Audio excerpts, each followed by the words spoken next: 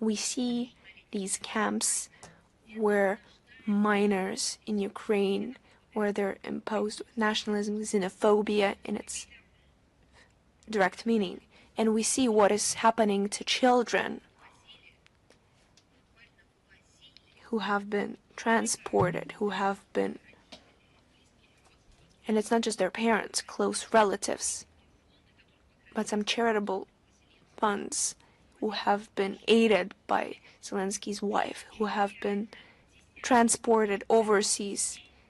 Tens of thousands of Ukrainian children who are in Western Europe who have just vanished into space. No one is taking record of them. No one knows where they are.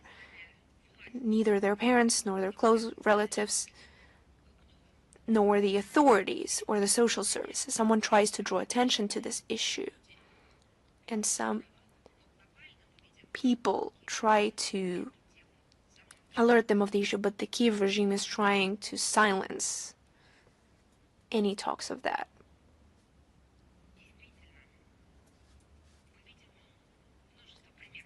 And we see a lot of examples that this patriotic education and this attitude toward children, anything that breaks the psyche of children, especially after the nationalist radicals seized power in Kiev in 2014. They burned dozens of people in Odessa. They promised to flood Crimea with blood. They became famous for their atrocity against the civilian population of Donbass and actively set about educating the younger generation along the lines of the Hitler Youth. They seek to instill in children from an early age a false sense of national superiority and hatred towards representatives of other ethnic groups. And if anyone says, no, you're misguided, I would like to remind you how we've heard the same words about the Nazi symbols, insignia, about the flags that were used in acts of terror and acts of horrible extremism of the Azov battalion. Just take a look. It's not just Russia or Russian journalists, but representatives of mass media in other countries have drawn attention to the fact that on November 4th, during the award ceremony for the personnel of the 4th Rapid Response Brigade of the Ukrainian National Guard, the leader of the Kiev junta posed in front of a flag with the emblem of the 2nd SS Panzer Division Das Reich. Fascist chevrons were also on the sleeves of the awarded fighters themselves. This is confirmed by photos posted, incidentally, on the official Telegram account of Zelensky. In this context, it's quite ordinary, and any signal is alarming, but for them it's just another day. But operating on this routine, we've taken note of another event that has been noted by journalists who analyzed the social media accounts of the deputy commander of the 1st Mechanized Battalion of the 3rd Separate Assault Brigade on the Armed Forces of Ukraine. If we really talk about it, it's just the neo-Nazi Azov regiment, Anton Radko. The soldier shows off his tattoos. What do you think those tattoos are? It wasn't a demonstration of the symbols of some national insignia or landscapes of Ukrainian fields or seas. Not at all. These are tattoos with fascist symbols, including a swastika and the emblem of the SS Panzer Division Totenkopf. And the photos in which the militant poses in front of a monument to Stepan Bandera. He also likes to accompany with quotes from Hitler's Field Marshal Erwin Rommel and collaborator Roman Shukhevich.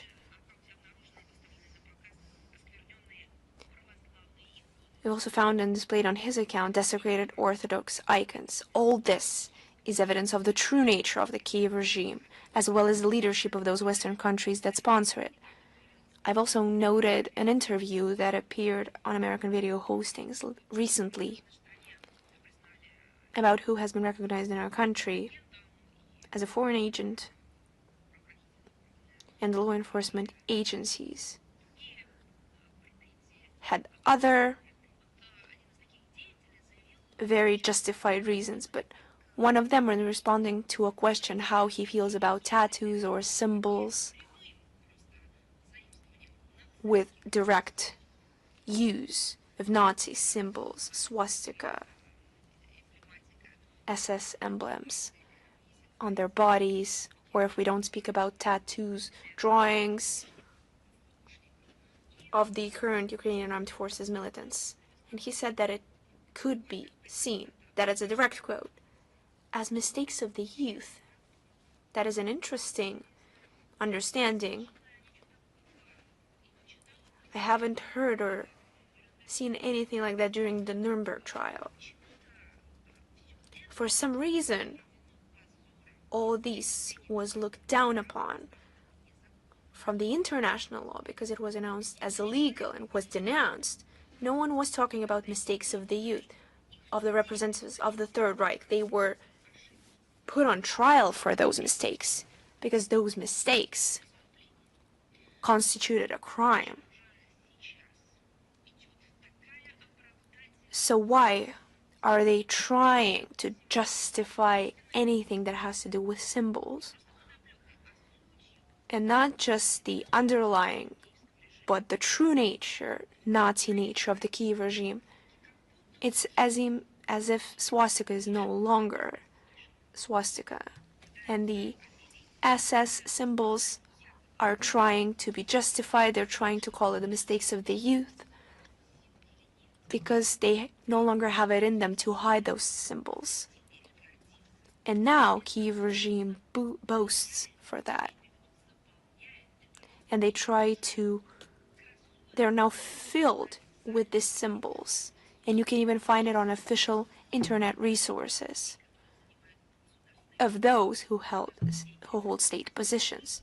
It's difficult to call them state officials, but that's who they try to present themselves as. And just look how skillfully the overwhelming majority of the global community and the minority who believes itself to be the civilized one, they somehow manage not to recognize this, to turn the blind eye to this. However, I think that they did not merely notice this, but they felt it through to the very bottom. The people, the population of the very Ukraine, against the backdrop of colossal losses in the front line. Those who are hiding in their offices and hiding behind their children, the representatives of Zelensky regime, are increasingly publicly lamenting the mass departure of young Ukrainians aged 18 to 22 abroad after the border was opened for them on August 28 of this year. The mayor of Ivano-Frankovsk, Ruslan Marcinkiv, is openly complaining about the act of shortage of personnel. On October 30 of this year, the ex-commander of the IDAR Punitive Battalion, Yevgen Dicky, included in the list of terrorist organizations banned in Russia, said in an interview with the national media that 10,000 young men who, he said, should have been left in the country and mobilized had left Ukraine in 2 months. Those young men understand quite well that they will be sought after to be brought to slaughter. They cannot turn their back to the neo-Nazi symbols which are hanging everywhere. These young men understand that neo-Nazi talks is not merely a sound and not a propaganda by Russia. This is their daily life, and this is their reality. However, according to Western media, including those citing the Polish border service, the scale of the outflow of young Ukrainians is already about 150,000 people. Potential recruits understand that they have no prospects of remaining in the Ukrainian labor market, and the regime The Kiev regime has prepared for them only the role of cannon fodder in the name of preserving its own dictatorship. Now, as observers note, the authorities are thinking about closing the border again in the near future, and those who have not had time to leave will most likely be mobilized and sent to the front one way, as you understand. And this is another confirmation of the scale of what is going on over there. The European allies of Zelensky are not very happy about the influx of young Ukrainians. Of course, they encourage Zelensky, but they encourage him to kill the citizens of Ukraine because they do not need them in their countries, they need them in graves. In Germany, the influx of male Ukrainian citizens aged 18 to 22 is growing exponentially. While in August the number was about 20 people per week, in September it exceeded 1,000 people, and in October it varied from 1.5 to 1.8,000. Under these conditions, Berlin has seriously considered adjusting the government's plans to limit payments of benefits to low-income Ukrainian citizens. And now I address the German authorities. Do not restrict yourself. Do not pose any limits. You are responsible for those you have tamed. And this is nothing but it. You have promised in Berlin bright future for citizens of Ukraine, and now you should pay them. I can cite one example.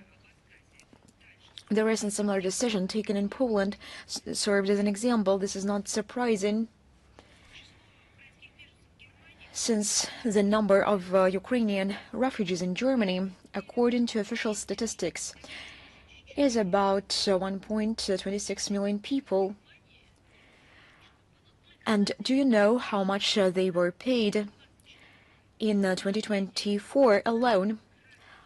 I do hope that citizens of Germany are aware about those numbers, because the German authorities are stealing this very money from their pockets. In 2024, in order to provide for the Ukrainian so-called refugees, German citizens paid 6.3 billion euros in social benefits. No, those are not salaries. Those are just digits in euros to provide for citizens, to provide for the refugees, which are doing nothing for the people of Germany.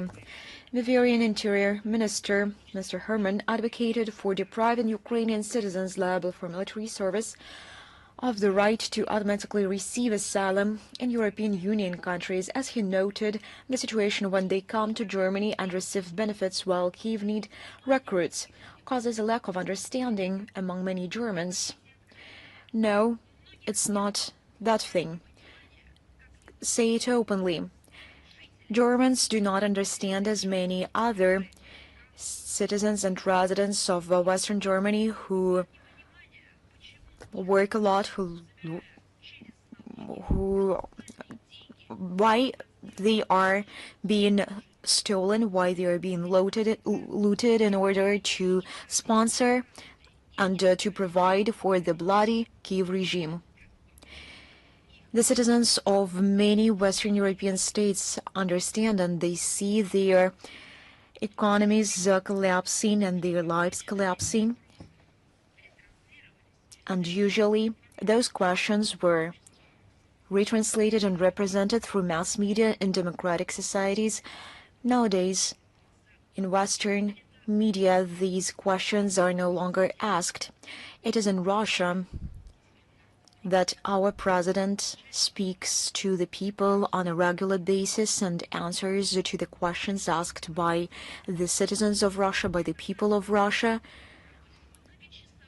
He speaks to them directly. He holds press conferences lasting many hours, answering to the questions of journalists who come from Russia and abroad. And we never refuse foreign journalists to ask a question to President Putin, even if they are provocative. It is in Russia that President Putin holds the direct line.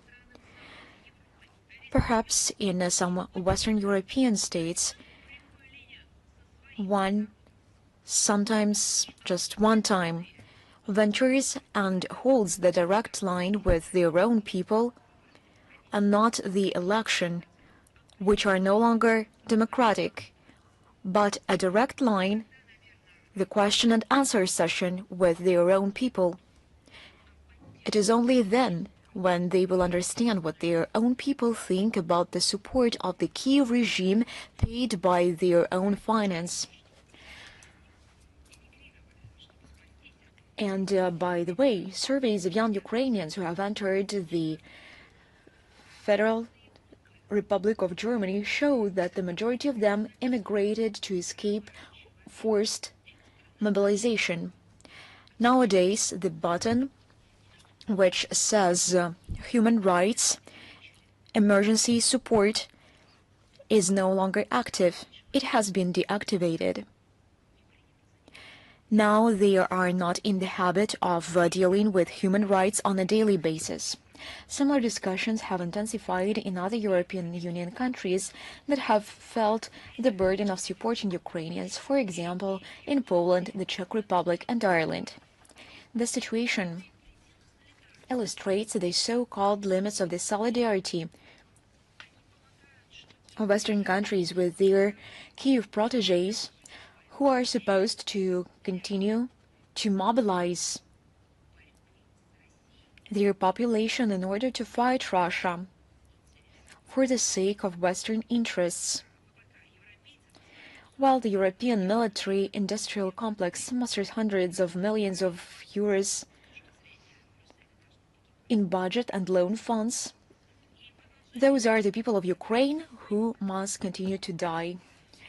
And to elaborate on this subject, I would like to speak on desertion in Ukraine. The anxieties of the Zelensky regime, which is concerned about its self-preservation, are understandable.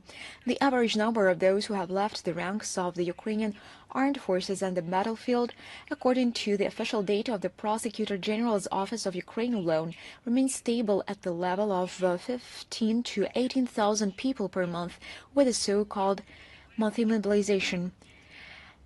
In this case, tens of thousands are appropriate, and those numbers are not appropriate when they speak about abducted children.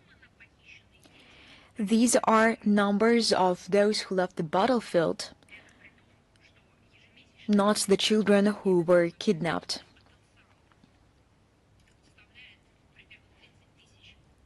The so-called monthly mobilization potential is 30,000 recruits. Since February 2022, more than 230,000 criminal cases have been opened for unauthorized abandonment of a military unit and 53,000 for desertion. Just imagine.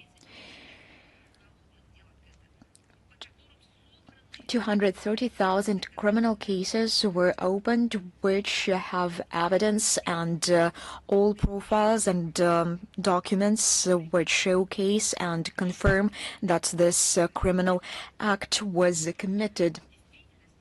In reality, the total figure, according to experts, can reach 500,000 people, as observers note after the change in the rules for registering deserters on June the 1st, 2025, many commanders, in order to temporarily preserve payments for escaped soldiers, are in no hurry to report such cases. This is the kind of mathematics they are carrying out, and the authorities, the government, I mean the Kiev regime, of course, they do not provide the full scale of those digits because they want to diminish those numbers. And the picture becomes even more terrifying for the Kiev regime if we add to the mentioned figures the 1.7 million irretrievable losses of the Ukrainian military based on the data of the Ukrainian Armed Forces General Staff, and this is not the definitive figure. These are only fragments, some fragments of the picture of the desertion in the Ukrainian armed forces. The true picture of how the Ukrainian soldiers live in the battlefield is even more terrifying, even more horrific. But I would like to reiterate once again that journalists and bloggers, of course, they track all those figures and those developments. However, this does not stop Bankova. For the sake of preserving their power, their dictatorship, and of course for the enrichment, they are ready to continue hostilities until the last Ukrainian is left standing and to exterminate their own population. Now, speaking about the military needs of the Kiev regime, we noticed the analysis of Ukraine's budget and expenditures for the needs of the front and current needs published on October 30 in the British journal The Economist. According to the publication's calculation, to continue the conflict against Russia in 2026-2029, Kiev will need $389 billion in financial resources and weapons. Once again, $389 billion. This, as noted, is almost twice the amount of support from Europe since February 2022.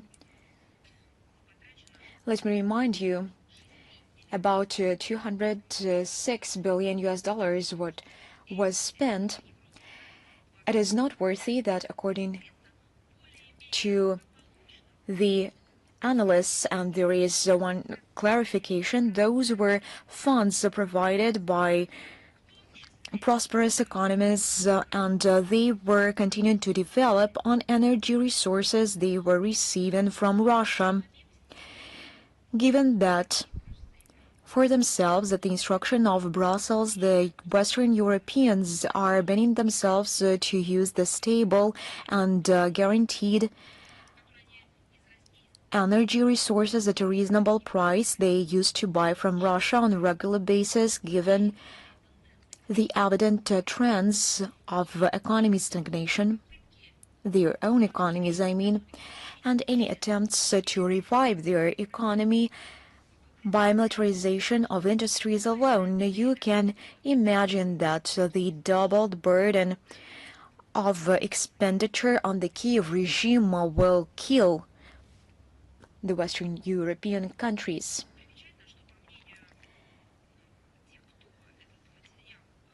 It is noteworthy that, according to analysts, the financing of Ukraine will have to continue even in the event of an end to hostilities due to the need to maintain the army and contain Russia. The Economist clarifies that if the cost of helping Kiev fell entirely on Europe, it would have to fork out $328 billion and the rest would be paid by Britain. The publication also states that the sources of financing for Ukraine's military expenditures are gradually drying up, and in February 2026 there will be no money for these purposes. According to journalists, about $110 billion has been allocated for the supply of the Ukrainian armed forces this year. In total, Kiev military spending by the end of 2025 will amount to $360 billion. And how could these funds be used? They could have been spent for social purposes. They could have been spent to assist the needy in South Africa and in Asian countries, and many people could have been provided with shelter. Many infrastructure facilities could have been built, restored on the territories of such states as France, Italy, and some others. Many tragedies could have been prevented, many diseases could have been cured, and many children could have been spent. But there is an impression that those forces who are behind fomenting the conflict in Ukraine do not need this at all. And of course, with aggression, with exacerbated aggression and hatred, The Kiev regime is fighting against the Ukrainian Orthodox Church, and I would like to reiterate that they are trying to exterminate not the form but the content. They are trying to exterminate the Orthodox faith in general. The Kiev regime is not abandoning its plan to liquidate the canonical Ukrainian Orthodox Church and seize its property in favor of schismatic so-called Orthodox Church of Ukraine. On October the 29th of this year, the Supreme Court of Ukraine rejected the appeal of the Kiev metropolis, the Ukrainian Orthodox Church, with a demand to restore its rights and guarantee a fair judicial process within the framework of the lawsuit filed by the State Service of Ukraine.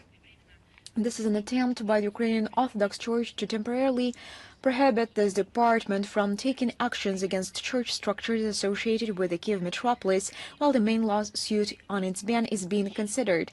The church asked to the court to apply protective measures, fearing that without this, the State Service for Ethnopolitics and Freedom of Conscience of Ukraine would be able to send orders on the elimination of violations to 154 religious organizations that are part of the metropolis. According to representatives of the Kiev metropolis, this could provoke numerous lawsuits to ban them. On October 30 of this year, the first session of the 6th Administrative Court of Appeal of Kiev was held on the aforementioned lawsuit of the State Service for Ethnopolitics and Freedom of Conscience of Ukraine. However, the regime failed to immediately achieve the desired decision. According to the Ukrainian Orthodox Church, the court refused to satisfy the request of the said service to prohibit the metropolis from disposing of the real estate belonging to it by right of ownership, as well as to conduct expenditure operations on its accounts. It is also known that the court received about 1,300 applications from believers from the congregation to involve them in the case as third parties, which will require time for their familiarization by the parties.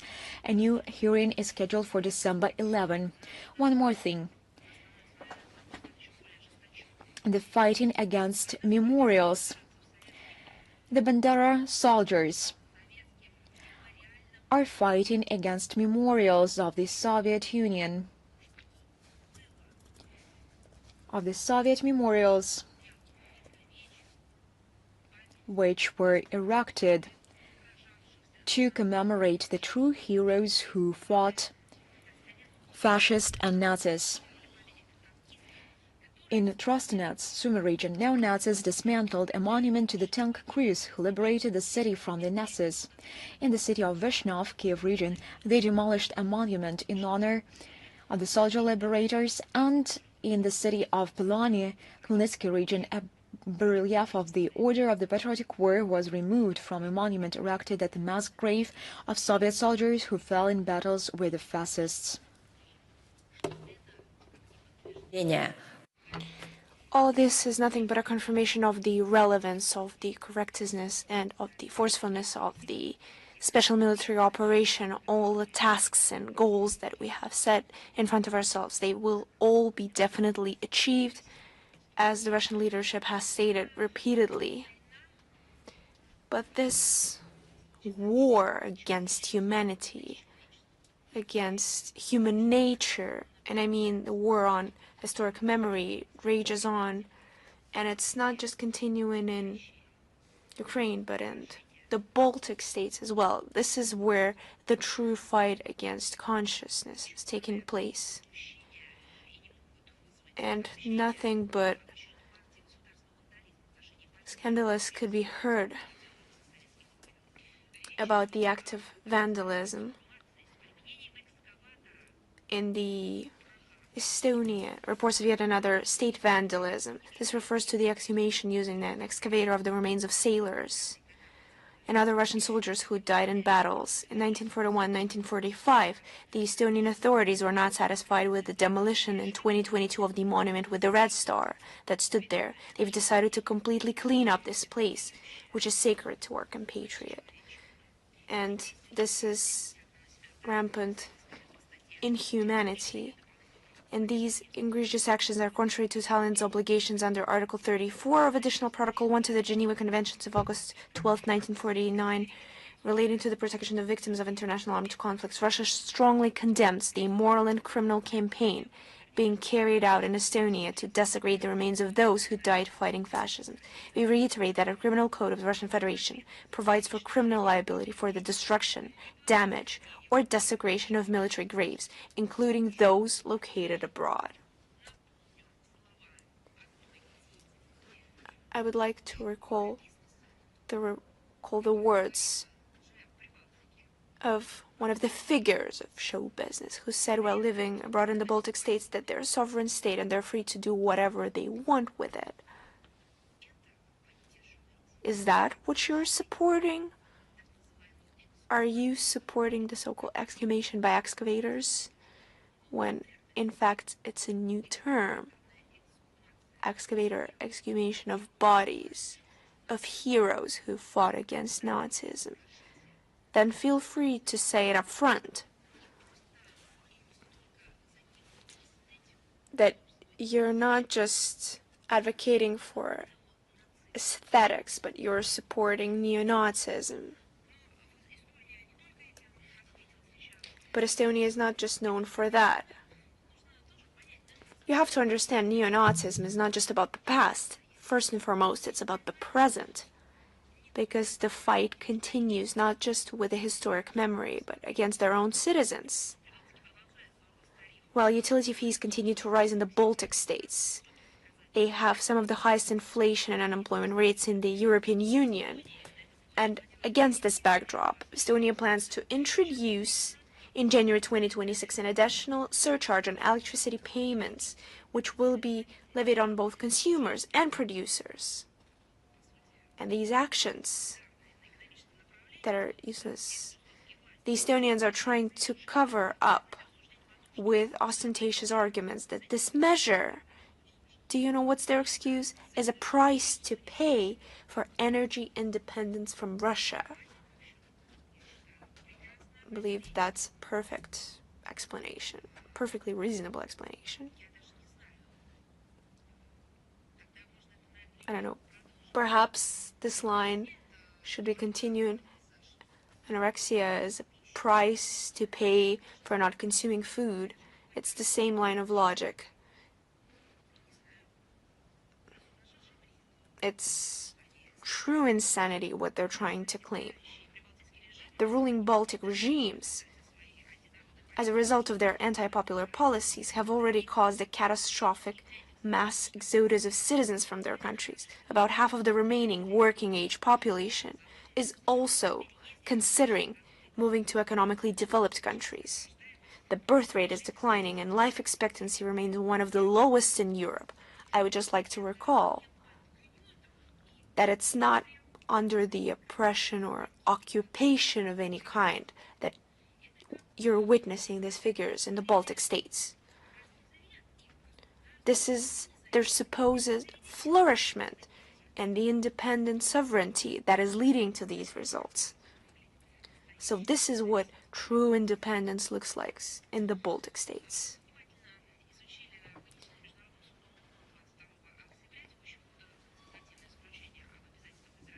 We have carefully studied the advisory opinion issued by the International Court of Justice on October 22nd this year on Israel's obligations as an occupying power and a member state of the UN with regards to the activities of the UN and other international organizations and the presence of third countries in the occupied Palestinian territory. And we will comment on this after the expert. That this is the court's third advisory opinion on the consequences of the Israeli occupation, including the second since the beginning of the current crisis in the Arab-Israeli conflict zone.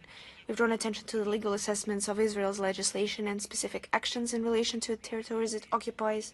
The court found a violation of the requirements of the Fourth Geneva Convention 1941 on the supply of food and sanitary materials to the population. In this regard, Israel's obligation as the occupying power to ensure operations to provide assistance to the population of the occupied Palestinian territory and to facilitate the implementation of these measures by all available means was confirmed. The Russian side took the same position during the oral hearings on this case. In addition, the chief judicial body of the World Organization emphasized the need to respect the mandate and status of the United Nations Relief and Works Agency for Palestine Refugees in the Near East, UNRWA, It was noted that Israel's actions with regard to UNRWA must be brought into line with its international obligations, including those under the 1946 Convention on the Privileges and Immunities of the United Nations, as well as international humanitarian law.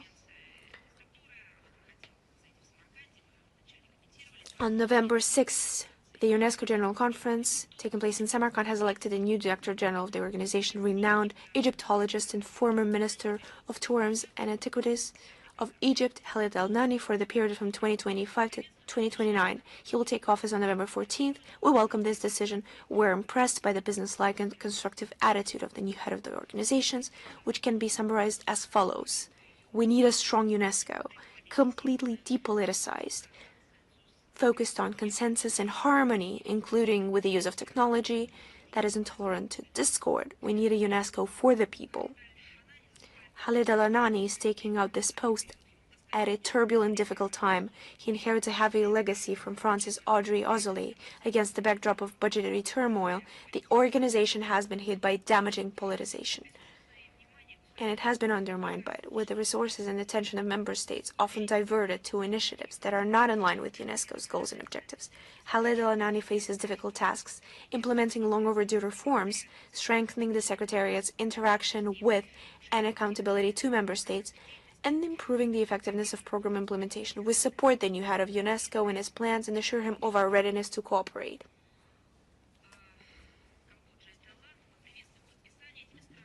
We welcome the signing of Cambodia and Thailand at the ASEAN Summit in Kuala Lumpur on October 26 this year of a joint declaration aimed at resolving the border conflict. We are confident that the agreements reached with the assistance of the Malaysian chairmanship of ASEAN will contribute to the peaceful resolution of existing differences, the establishment of close bilateral dialogue, and the long-term and sustainable normalization of this situation. We believe that many territorial disputes in the world are a legacy of Western colonial policy. We believe that given the deterioration of the overall situation in the Asia-Pacific region, it is important to act in the spirit of unity and solidarity that is characteristic of ASEAN. On November 5th, 6th, the first meeting of sports ministers of the Dialogue on Cooperation in Asia was held in Samara. Member states have agreed to organize the event in October last year. At the third summit of the association in Qatar, the Russian side proposed to host the ministerial meeting. The declaration adopted at the end of the meeting sets out the objectives of developing both traditional and digital sports activities, as well as increasing the involvement of young people and other categories, including volunteers. Participants exchanged national experiences and practices in promoting sport, called for the prevention of discrimination against athletes, including in terms of their admission to international competitions.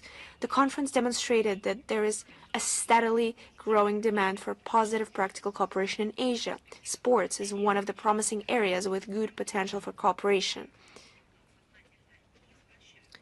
as long as it's not inverted in any way. We're continuing our efforts to build constructive, pragmatic cooperation in multilateral regional forums, working on a non-politicized agenda for joint development. And we view the Asia Cooperation Dialogue as an important element of a unified system of intergovernmental cooperation across the vast expanse of Eurasia. Another announcement. On November 12th to 15th, one of Russia's flagship IT events, Digital Solutions Forum, will take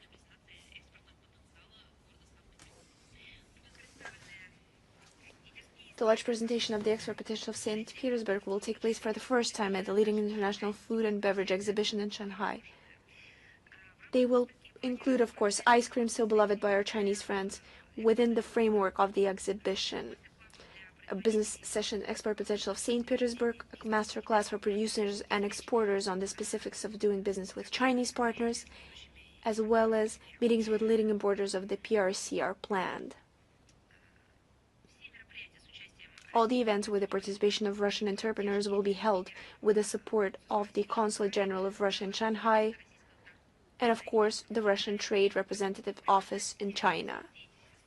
So we invite everyone to visit the Russia stand on these events, and of course to take note of the Russian cuisine.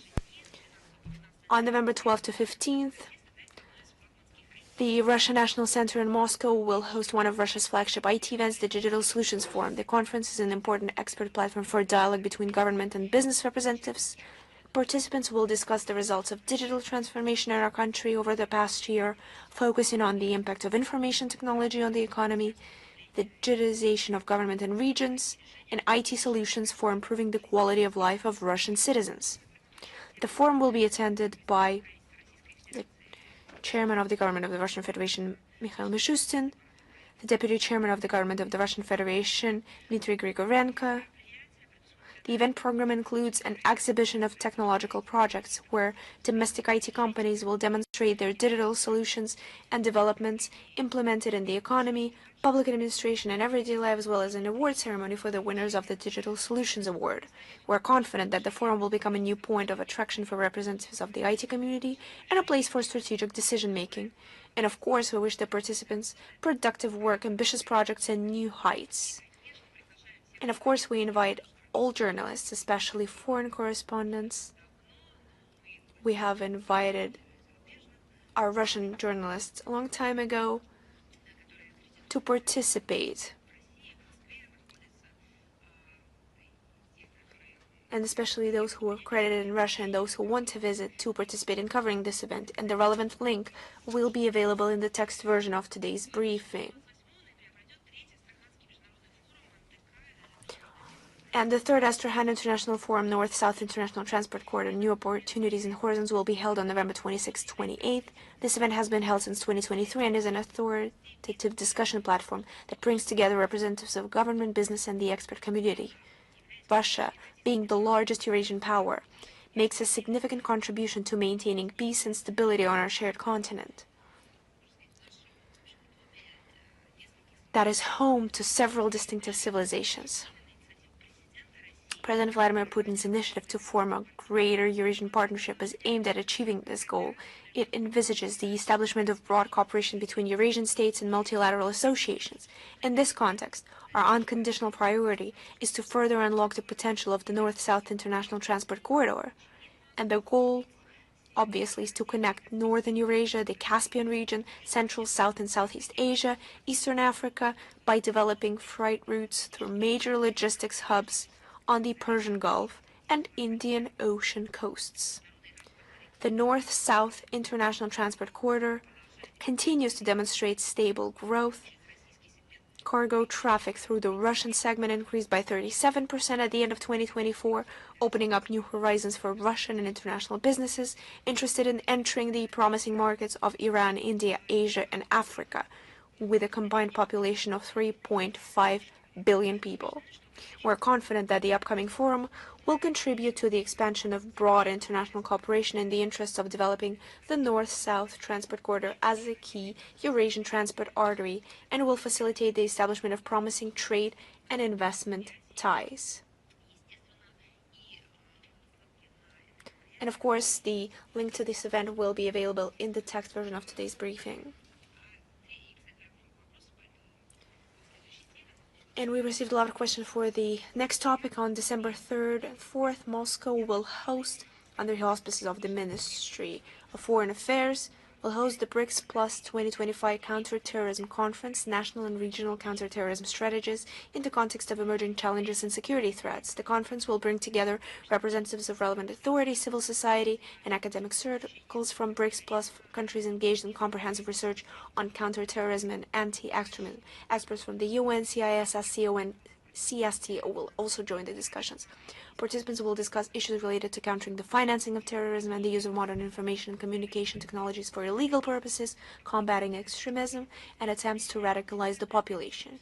Delegates will focus separately on various theoretical and methodological aspects of eradicating terrorism, exchange assessments of security threats at the national, regional, and global levels in the context of current geopolitical realities, share experiences and effective practices in the field of counterterrorism.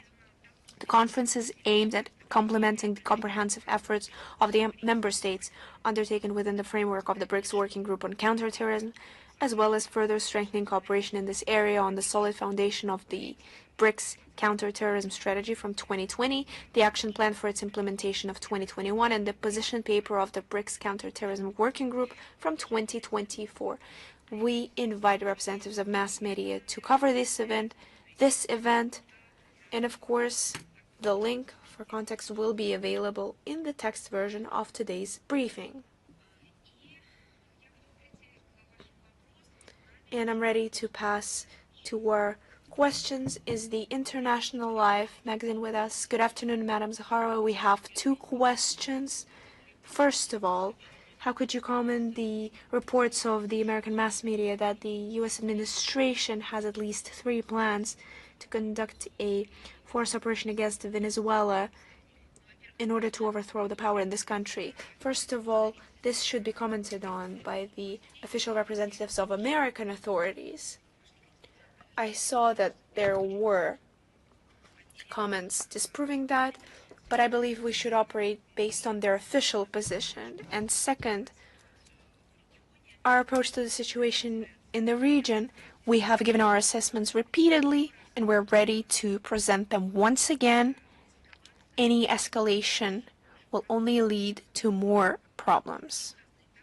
There are different tactics, different means of conducting affairs, but obviously, what a number of American observers and experts are talking about in different structures of authorities, all this appears in mass media. This open aggression will once again lead to nothing but the aggravation of the situation, instead of resolving the substantive issues that could easily be resolved through legal, diplomatic channels within the international law. I would like to recall such stories as for how the U.S. used force and how they were on the brink of resolving a conflict or fighting another emergence of universal evil. These cases have been numerous. They had a lot of pretexts, used a lot of arguments, but just look at real examples. The situation in Iraq, the situation in Afghanistan. Different situations, different means of U.S. presence, and the Afghanistan even had the UN Security Council mandate, but they still didn't follow it. So this situation could be used here as well.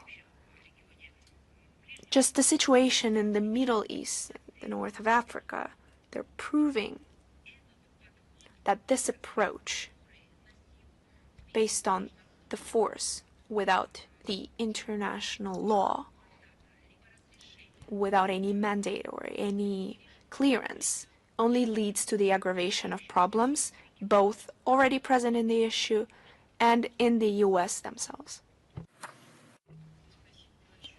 Thank you very much for your answer. My second question, according to reports from the Bloomberg News Agency, the United Kingdom authorities have sent a new batch of Storm Shadow cruise missiles to the Kiev regime.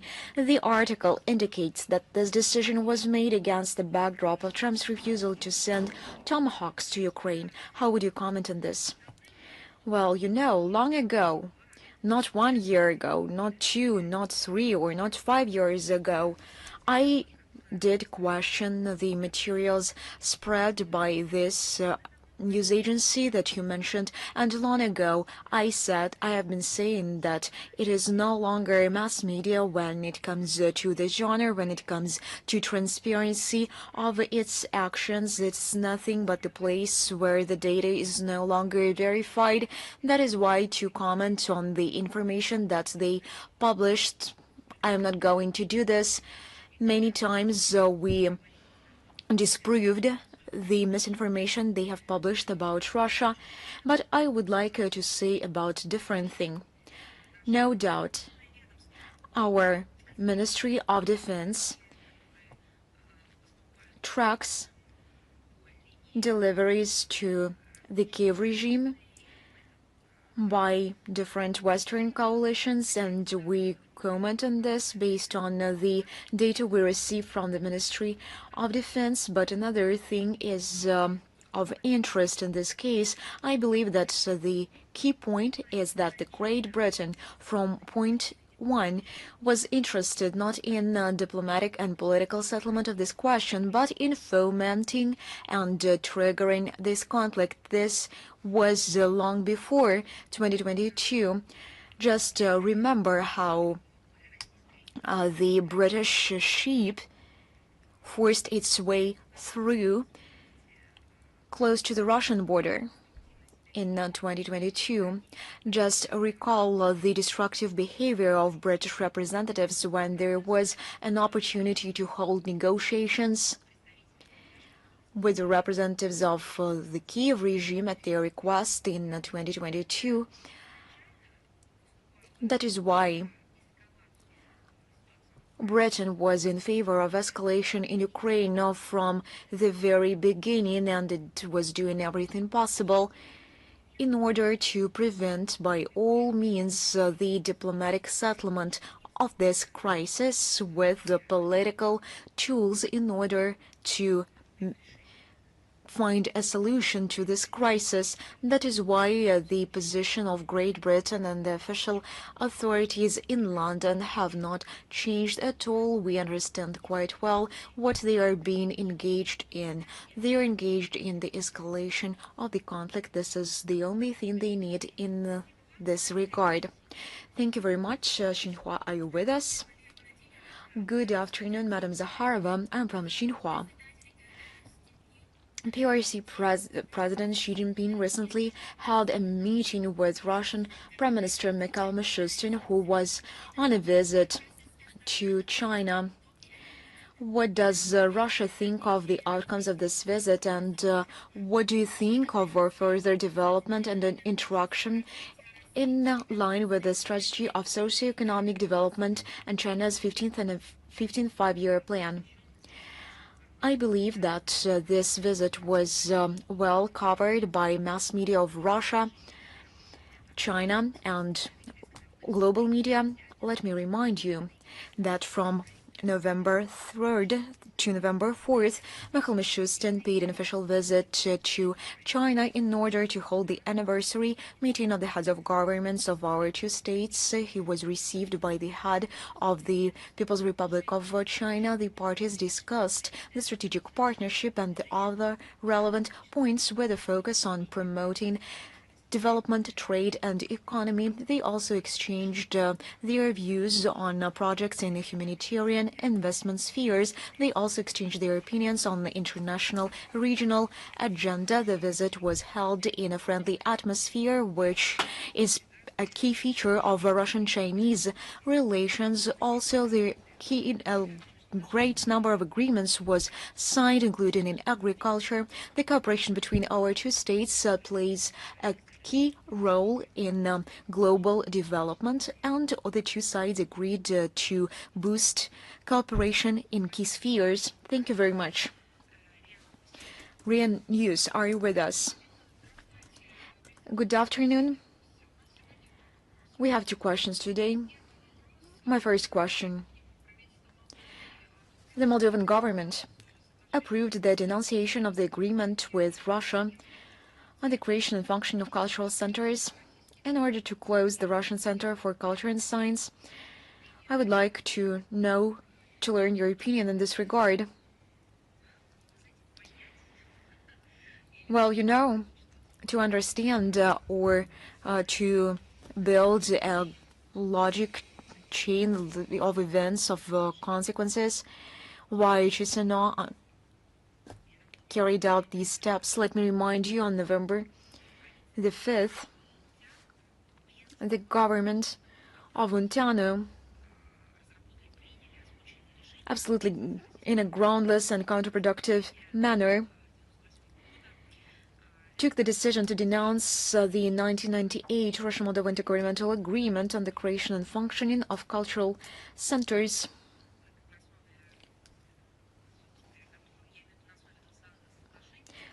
On the basis of this agreement, the Russian Center for Science and Culture operated in Chisinau We also paid attention to the words of the head of the Republic's Ministry of Culture that the Russian House allegedly became an instrument for spreading harmful narratives and a threat to national security.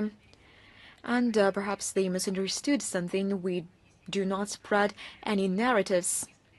We spread ideas, and the narratives are in the heads of some other people. And allegedly, this all is being done under the cover, quote, some actions aimed at undermining the country's sovereignty, unquote. And a question comes up to my head. When they close the center, will they stop talking about any threats to their sovereignty, or will they continue this rhetoric? We'll have to track this. Of course, no facts, no evidence have been provided. Nothing that could be used to prove this. Why I say that no logical, no consequential chain can be formed in this way. When you accuse something, you have to provide some evidence, some symbolic evidence or some practical evidence. You have to cite some examples of any destructive activities. No examples have ever been cited. Why so? Because the Russian Center, in reality, is engaged in preserving the centuries-old Russian cultural heritage in Moldovan territory and is a place of unity for a huge number of Moldovan residents, helps Moldovan applicants to enter state-funded places in the best universities in Russia. There is nothing about its activities that could even remotely resemble an attack on the sovereignty, as they said, independence, and even more so, a subversion of Moldova's national security. Well, it depends on what they mean by saying this. If they mean that the high educational level of their own citizens, of Moldovan citizens, is an obstacle to them and to their sovereignty, then perhaps, in essence, the continuation of education of their own citizens is considered as something that they do not need. Such anti-Russian initiatives testify to the continuation by the Moldovan authorities of the course of breaking away from traditional ties with our country and some horrific myths. The integration into the Russophobic camp. In Moldova itself, the step has already been called a blow not to Russia but to the Republic itself, and, quote, an attempt to divert citizens' attention from real problems, unquote. And this all has been demonstrated on several other examples. And the situation in socioeconomic sphere is degrading. I would like to cite the examples in contrast to Moldovan authorities. Since the beginning of this year, the country's external debt has grown to $11.4 billion. In January, August, the export of goods decreased by 2.5% and the imports increased by 18.3% compared to the same period in 2024.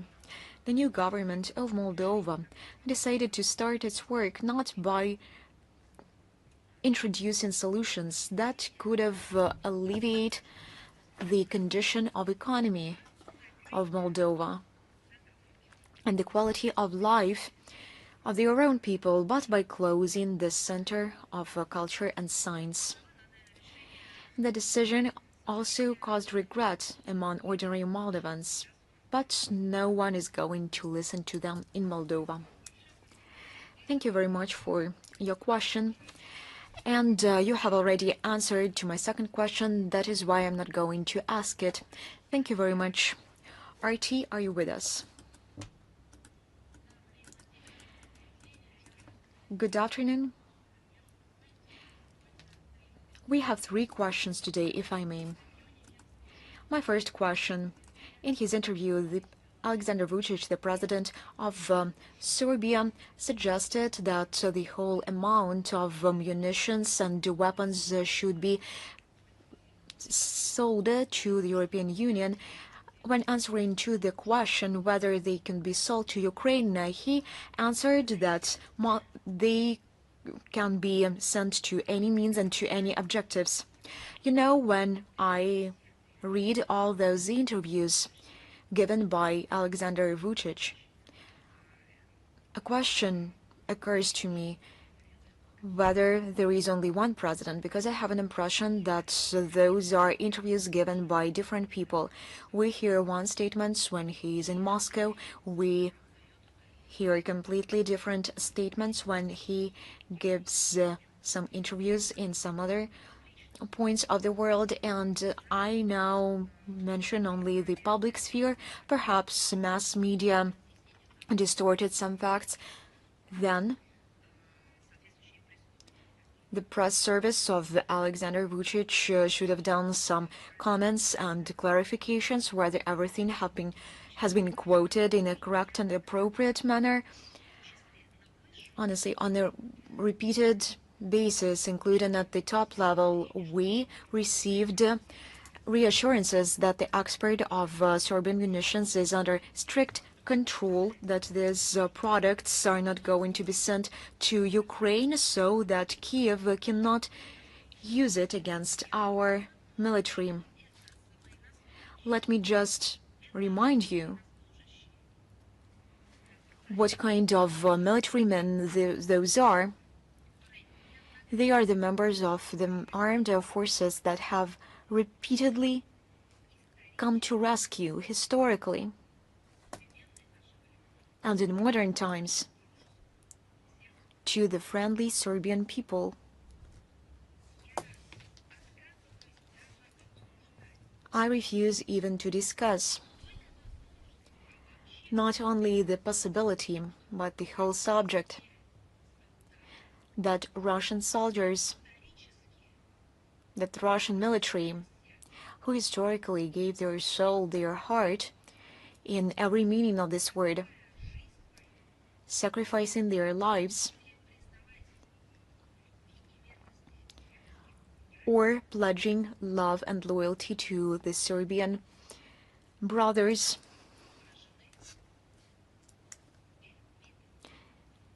would ever be killed by Serbian munitions or by Serbian weapons, and that this could ever happen by accident.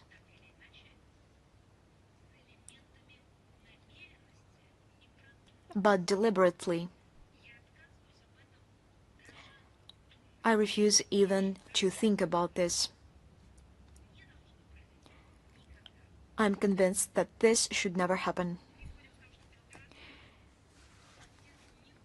We proceed from the assumption that Belgrade will strictly adhere to the promises it made. There is a wording, I do not know how you will translate it into Serbian, the promises they gave us. I am not going to use this this word us. These promises were not given to concrete people, to concrete state. These promises were given by a sovereign state elected by people. They were not addressed to someone individually. It was not targeted. It was declared as a position of a legitimately elected president who expresses the will of his people. Thank you very much. My second question.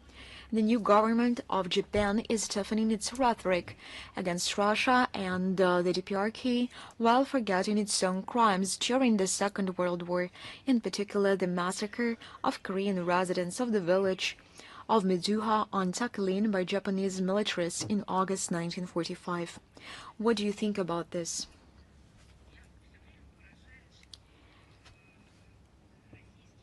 I'm shocked every time, at every occasion, that Russian-Japanese relations, which we used to say, the problems, the agenda, I would say, emerging between Russia and Japan is asked to be commented on not by Japanese media but by some other media, and there are dozens of them with accreditation in Moscow.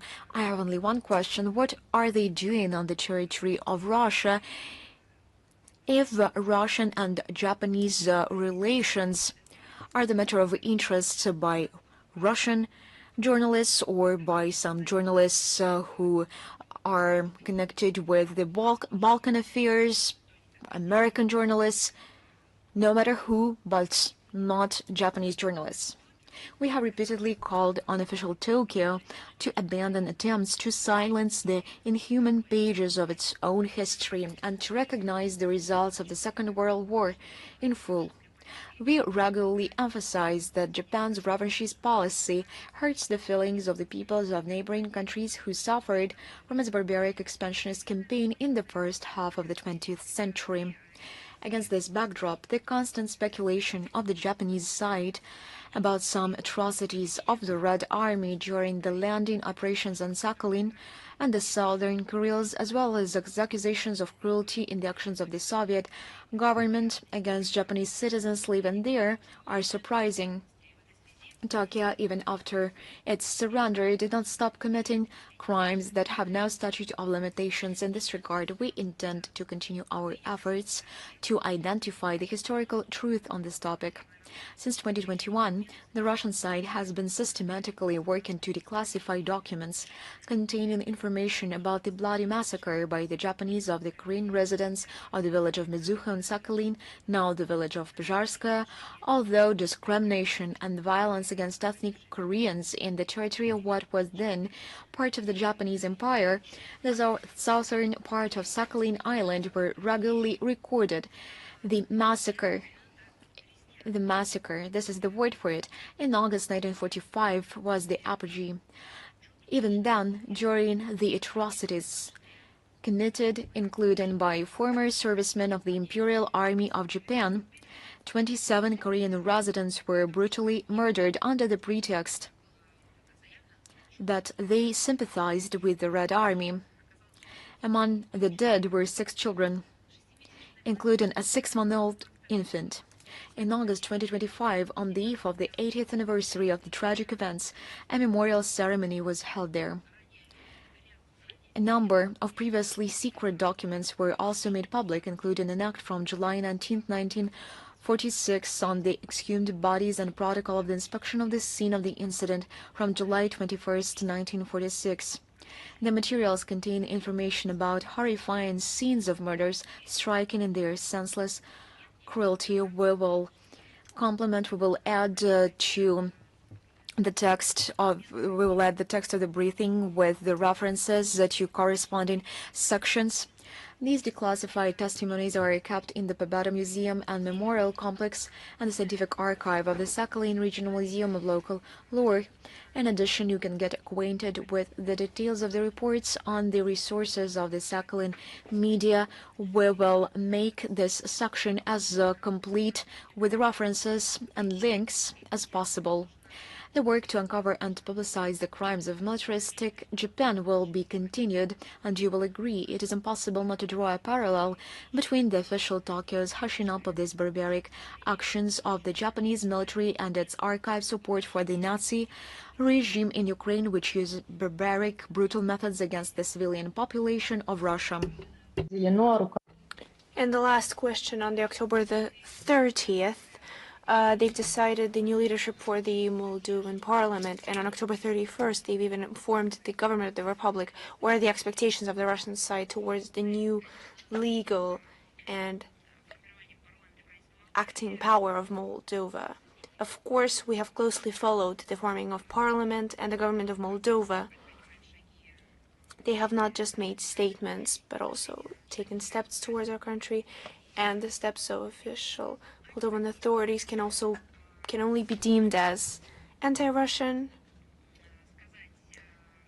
It's difficult to say that the formations are new, because unfortunately at the helm are still representatives of pro-Western powers.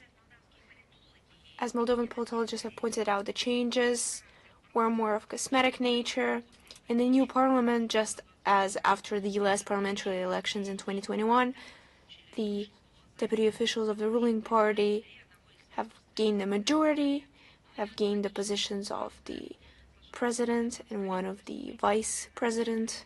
And the same situation is with the government, where more than half of ministers have come back from the former formation of the cabinet. And you can see how we shouldn't expect any major changes after the program of the work of the government was proposed on 31st of October, titled the EU Peace and Development. I don't know, perhaps they turned off their TVs, have closed off their windows. Perhaps they're no longer aware of what the peace looks like in the Europe, because their program or economy are military oriented. Among the priorities of them are the conclusion of the negotiations by 2028 on joining the European Union, integration in the architecture of European security, as well as the modernization of legal and institutional base according to the EU standards. As for the restoration of dialogue with Russia, there is no mention of that whatsoever. On the contrary, they are aimed at continuing to denounce the agreements within the Commonwealth that are not in line with the interests of the Republic. We've also taken a look at the expert opinions, and the Western sponsors of Chisinau will continue to do everything under the guise of European integration, try to make of Moldova anti-Russia, another anti-Russia, following Ukrainian and Baltic example. So far, they're failing. Moldovan residents are advocating against being forced to do it. They remember and appreciate the contribution of Russia into the preservation and development of Moldovan statehood and national identity. And I'm convinced that looking what is being done to them, the citizens will not abandon their plans. We once again confirm our openness to restoration and development of constructive bilateral cooperation in the interests of people of Russia and Moldova. And of course, we will protect anything that has to do with real, true spirit of cooperation, friendship, in the name of our two peoples. Thank you so much, and I wish you a good day. Thank you so much. Is Reuters with us? Madam Zakharova, good afternoon. We're here, and we have a question about the recent Financial Times publications that reported that the U.S. were supposedly amazed by the intransigence of Russian Foreign Minister Lavrov during a meeting with Secretary of State Marco Rubio on the sidelines in September. And according to the sources, Lavrov's uncompromising stance regarding the conflict in Ukraine led to doubts on the American side about the negotiations of Moscow and Ukraine on the settlement. How could you comment on this report? It's like you knew what to ask. This is an incredible story, and I believe, and it's worthy of Agatha Christie works. If this article appeared back in the days of Agatha Christie, I believe it could be a pretext for another detective story titled A True American Article. Now let's take a look. Financial Times is a British source. Of course, there is an international component and a wide network of special correspondents, and there's different financing, but the main headquarters, and how to put it best, I don't want to say the main roots, but the main intellectual power is London. So an article comes out dedicated to the US-Russia negotiations. The article makes references, this British news article makes references to the supposed sources aware of the state of negotiations between Russia and the US. So who could truly be aware, first and foremost, with the state of negotiations? Either representatives of the Russian Federation, but the article is clearly anti-Russian, or the representatives of the United States. Could the sources of the current American elite have anti-Russian nature? Of course, they have different sources. Could those be sources truly aware of the situation? Sure. But there is a certain point that does not make sense. Either those American sources truly aware of the situation around the negotiations would not leak this into a British source. They would give it to their own journalists. Secondly, why would a British newspaper publish material that not just takes pleasure in the theme of Russia-US issues, as they've put it nicely, but they make an announcement out of it without mentioning any names. Perhaps we weren't expecting names, but not even their position or the area where the source is coming from. Why such article came out? That's because it's the UK, and I don't mean the British people, but the conglomerate of political elites, of special services. It's them who are the main basing point of escalating the situation around Ukraine. There's a lot of proof of that. First and foremost, I've already pointed it out. This destructive, provocational action implemented by the UK way before 2022, around the situation in Ukraine, around Ukraine, and of course against the European Union, that was aimed at weakening the European Union. But we also recall 2022, who was behind the undermining of the negotiation process that began back then. Of course it was the UK, and it wasn't just one newspaper or a couple sources, but directly Boris Johnson, if I'm not mistaken, who was the prime minister back in the day. Was he the prime minister? Who personally came to Ukraine and dissuaded the Kyiv regime from continuing negotiations with Russia. Why? Because the negotiations and diplomatic settlement and any kind of peace in Ukraine were not needed. They were not convenient for the UK, and it was the same nature and the same spirit that were present when publishing this article. And of course it wasn't just published in order to gain likes or gain views on the website of Financial Times, but it was also necessary in order to, after that, stir up the situation for it to be a source. Because you see, Financial Times is supposedly a respectable source with their history, with their investigations and so on, so that there was something to reference. You know, reporting some sources, the information would never stay afloat, but when they're legalized, but when they've passed through a publication like that, and just take a look at how it's sang-sung right now.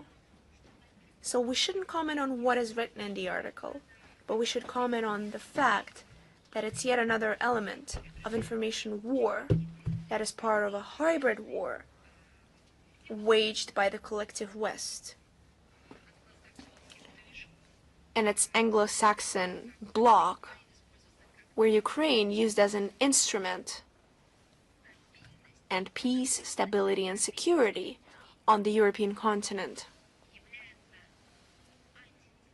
are the anti-goal for them.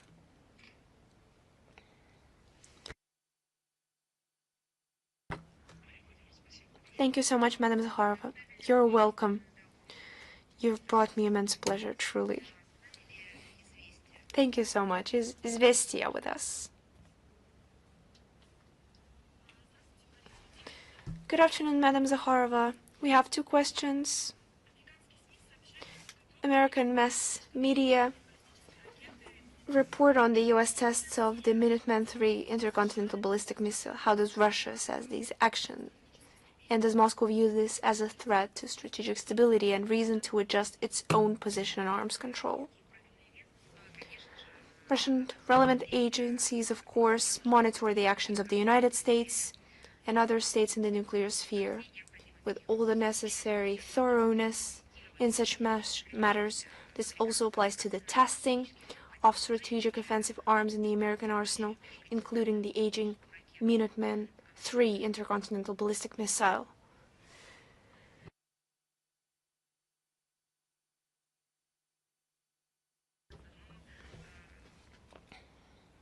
I will verify the correct pronunciation. And I would like to take a look at the etymology of the name. Didn't really think much of it before, but the very same missile that was mentioned, as far as we can judge right now, based on the reports that have been made public. In this case, we're talking about relatively routine actions. But I would like to reiterate that this is just a preemptive analysis. The experts will speak on it as well. But attention is also drawn to the fact that the event followed the ambiguous statements by U.S. President about his intention to intensify testing activities related to nuclear weapons, allegedly in response to some supposed equivalent steps by Russia and China. At the same time, we still have the natural question that has arisen for many, including in the U.S., is the intention to intensify the testing of nuclear weapon delivery vehicles. Was that where Washington meant? Or did Washington indeed contemplate the direct resumption under far-fetched pretexts of explosive tests of nuclear warhead elements, in defiance of the provisions of the Comprehensive Nuclear Test Ban Treaty and the content of the relevant national moratoria, which once again were initiated several decades ago for the period until this agreement enters into force for all countries of the nuclear five, of course including the US. I believe the US representatives should answer these questions. If it's the latter, that this will undoubtedly create an extremely negative dynamic and trigger responsive steps from other states, including Russia. This is what recently, just the other day, was mentioned by the President of the Russian Federation when commenting on the subject. For now, we know that the signals coming from the Washington cause justified concern in all corners of the world. They continue to be contradictory, and their underlying reason should be clarified.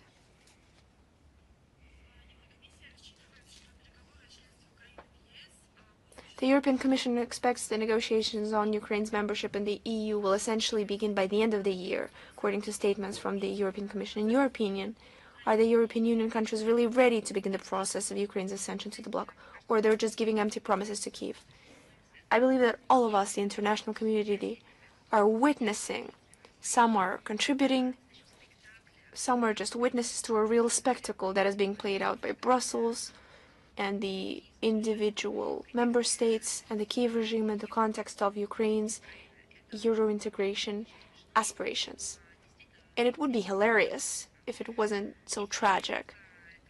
The actors of this play, with enviable regularity, declare the readiness of the country to join the EU.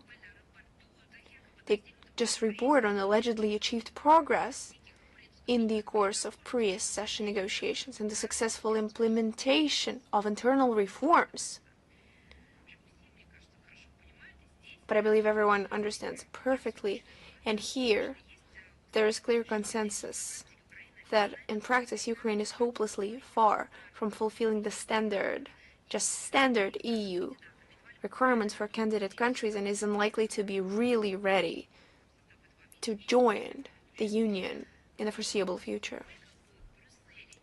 No matter how much Brussels tries to credit Ukraine with successes on its path to the membership, it's not plausible, because there are real figures, real results.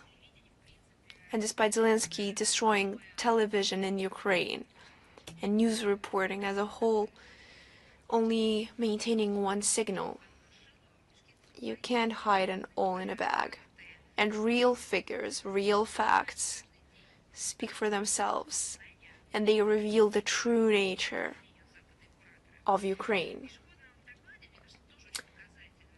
The annual report on EU enlargement policy of November 4th this year, the European Commission was forced to state many shortcomings in the implementation of the recommendations previously put forward to Ukraine, including on the reform of the judicial system, improving the economic situation in the country, and combating corruption. However, despite the lack of visible success, and actually a rollback in some areas, Brussels continues the financial pumping of the Kiev regime.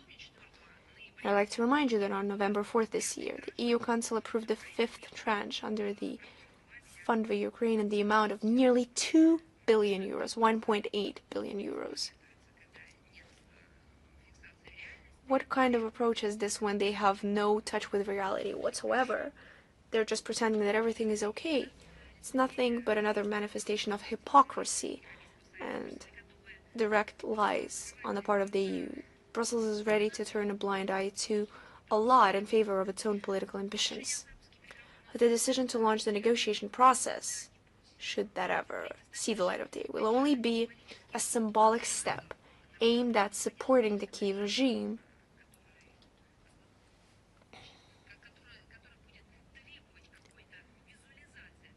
which will need to visualize any kind of support other than arms and money, and the launch of negotiations and European integration in this case are two different things. Of course, they're doing everything in their power to create the vision of Euro integration efforts, but the more they try to deny the reality or try to keep quiet, the more people understand that it's just a simulating apparatus. And the prospect of Ukraine membership is met with increasing discontent from the EU member states or the EU candidate states. Quite reasonable concerns are being voiced about the increase in the tax burden, the redistribution of budget allocations in favor of the new member, the growth of crime and illegal migration, the economic situation within the association, the European Union, which already leaves much to be desired, and it is critical. It will only worsen if Ukraine joins it. In general, it can be stated that this mutual rapprochement with Ukraine, which Brussels is so striving for, has the exact opposite effect. It is not Kiev that is being pulled up to EU standards and norms by leaps and bounds, but rather an increase in economic and political degradation of the European Union to the level of this candidate country and killing the Ukraine by its curators. If it is it, thank you very much. We are moving forward. Anadolu, are you with us? Good afternoon, Madam Zakharova. We have the following question. U.S. President Donald Trump has allowed for a military operation in Nigeria. According to him, the U.S. can send troops into the country or launch airstrikes in response to a record number of killings of Christians in Nigeria by Islamist groups. How does Moscow view such a scenario for the development of the situation in Nigeria? We follow this agenda and we call upon the strict adherence to the norms of international law. If we have any further comments, we will share them. And one more question, if I may. Trump also reported that Kazakhstan officially agreed to join the Abraham Accords. In this way, Kazakhstan will become the first Central Asian state which will join these accords. What does Moscow think of it? I believe that this question should be addressed first and foremost to Kazakhstan, because you cite the third party, not Kazakhstan. So first, you should receive the response from the country that you mentioned, and afterwards, if there is such a need, we will comment on this. Thank you very much. Chinese Media Corporation, are you with us? Good afternoon. We have two questions. Today, in the first part of the briefing, you announced the Expo of food and beverage, which is soon to be open in Shanghai, but the expo is already functioning. The number of exhibitors this year exceeded 4,100 enterprises. At the same time, what signals are being sent, and how do you assess the attractiveness in the current global economic situation? The scale sends different signals to everyone. These signals about the scale is perceived by us as an opportunity, and for someone, this is perceived as a threat. Russia has always underscored the achievements gained by the countries concentrated and focused on their own development and not on interference in someone else's affairs, on tasks and objectives related to improving the quality of life, to overcoming the problems, some domestic internal problems, and we are sincerely happy that they managed to achieve this. And for someone, it is a bone and a threat when they scroll through those news. Perhaps they are envious, perhaps they understand the reality and cannot reconcile themselves to it. For us, it is an opportunity to take part in these events, to gain some benefits from this, and to deepen our diverse cooperation. And for someone, this is only an occasion for new sanctions and threats. If we speak about this 8th China International Import Expo, it is the largest event of this kind in China. Just the other day, it opened. It brought together more than 4,000 enterprises from 135 countries. And it is being organized on a record, on the record area.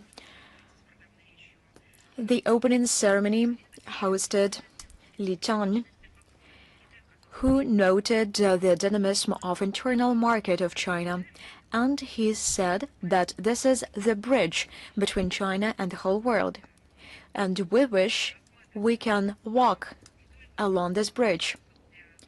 We consider it to be not only an opportunity to come together and communicate, but also an opportunity to further develop an infrastructure.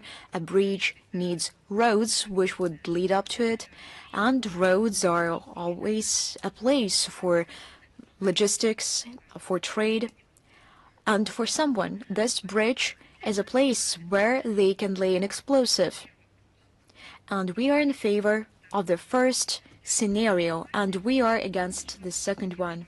For Russian business, this is another opportunity to share their expertise in trade, investment, and economy, to expand business ties with China, to find reliable partners to enter new markets. Despite turbulence in global economy and trade, Russian-Chinese cooperation has been strengthened. We launch new large-scale projects. Such dimensions as new technologies, industrial cooperation are of increasing popularity. Russian agricultural and IT products are becoming increasingly popular on Chinese markets. No doubt, we will use any opportunity, including this expo, in order to promote our dialogue with Chinese partners and from other partners from abroad. Just the other day, the United States announced the deployment of their troops in the Caribbean Sea under the pretext of fighting drug cartels. At the same time, they are modernizing their military bases in the Caribbean region. How could you comment on this? First and foremost, let us begin with the last part of the question, the Monroe Doctrine. The Monroe Doctrine is now cited not only by experts, but by non-experts as well. If we consider what has been going on in this direction, I have commented on this today as well, and we have commented on this on numerous occasions. Of course, we follow the situation, the developments in the southern part of the Caribbean. The situation is aggravating and thus becoming the matter of concern. In 2014, the zone proclaimed itself to be the zone of peace. Russia traditionally stands up in favor of independent and stable development of the Latin America and the Caribbean, the peaceful and civilized solution to all disputes, and we support the Venezuelan authorities in their goals. We are in close contact with our Venezuelan friends. Russia has always demonstrated solidarity with Venezuela. We are ready to respond to the concerns of Caracas. And the most important thing now, I will reiterate, is to refrain from escalation, to foster the constructive solution to all existing problems with respect of all international norms. And one more thing. Perhaps it would be a good thing for the United States, in this turn of their historical development, they remembered that drug is an evil. The United States should remember and should ask itself a question: for the recent decades, who lobbied the spread of drugs and the legalization of drugs? Mentally, philosophically, theoretically, and practically, who made the American society accustomed to the so-called new normalcy, where drugs is a relief, a salvation from all misfortunes, from depression, a source of entertainment and leisure. Perhaps one should look for this very person, for those very criminals inside the American elites. Perhaps they should ask a question: who inside the country, inside the United States, lobbied for the spread of drugs and facilitates the spread of drugs? Who was engaged in those activities on international platforms for many years? Speaking on behalf of the United States, who were in favor of supplement therapy, when people who had addiction to drugs were not supposed to be treated, and this policy was falsely criticized, and this addiction was not, and perhaps this should have been the initial point. And they should have paid a good deal of attention to this issue. When Russia, including on international platforms, has brought up these questions for some reason, those were the representatives of the Western communities, the United States, criticized Russia for such an approach. And now they say that those were different authorities, different American representatives, but nevertheless they are U.S. citizens. They hold high-ranking positions. They are on board of directors of large companies. Perhaps we should ask them a question: how did it come that the cities of United States are now a venue for such a big number of drug addicts? They are doing it openly, and they are dying from drugs in the streets. Thank you very much. Thank you very much for your question. Ukraina.ru, are you with us? Good afternoon. I have 3 questions. My first question: Slovakia, Hungary, and Czech Republic are going to organize the so-called anti-Ukrainian coalition, allegedly understanding that the Brussels policy towards Moscow is dangerous. Could this coalition create the prerequisites for peace in Ukraine by way of the EU's departure from a harsh war policy? We have already given an answer to a similar question during our last briefing. Then your colleagues asked about Hungary. I will repeat our position. At present, there is no legally formalized union of the mentioned 3 European countries. There is only a coincidence of their interests on certain issues of the international agenda. Rather, it is only about the possible coordination of their efforts. Bratislava, Budapest, and Prague, in upholding their national interests in the face of constant pressure from the European bureaucracy and Washington, and so on. Let me reiterate, we appreciate the pragmatic approach of individual states to building a constructive dialogue with our country, the demonstration of sovereign approaches to principal international issues.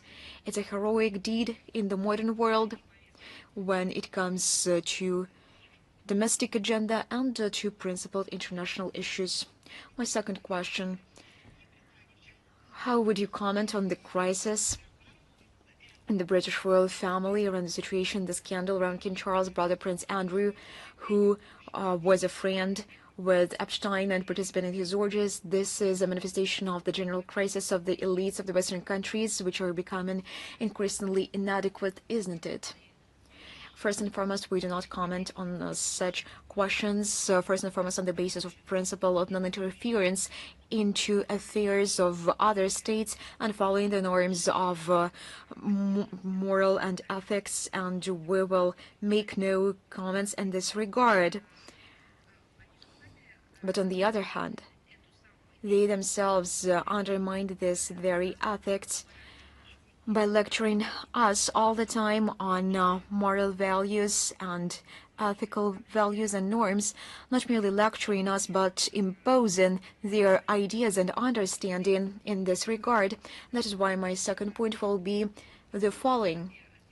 I believe that you have already answered your own question when you cited concrete facts, not some vague ideas. And my third point: you mentioned European elites. Why only European elites? It is the case of ruling elites in the West. They are not holding the power, but those who have concentrated every means of financial and political power and rule, the influence on decision-making. No doubt this is the case of crisis, which is happening indeed, and everyone who has the courage to speak about this does this and comments on this. The former foreign minister of Austria wrote a book on the matter, and you can get familiar with this book, and she says not about only the degradation of Europe, but about the Europe is perishing, the Europe is dying, and this all is happening inside these ruling elites. Besides all of this, we see on numerous occasions that people which are not fit for this position are coming to the power. They are demonstrating professional incompetence, a low level of general culture, ideological narrow-mindedness, and responding to the previous question, I have already spoken about this, but they are trying to legalize, to justify, to praise the addictions of the modern generation. This is the progressing degradation of the Western elites, which is expressed in their loss of understanding of the goals of the development of society and the individual traditional values and any social norms. And as a result, we can see such horrific manifestations as the transplantation of sexual organs of children, abandonment of the traditional understanding of family, the replacement, the substitution of it by some simulations, the undermining of very primordial ideas and achievements by their own ideas. They are merely exterminating traditional values. And these are the manifestation of this crisis we are seeing. You have already commented on nuclear tests and statements made by Trump. Perhaps you can add something in this regard.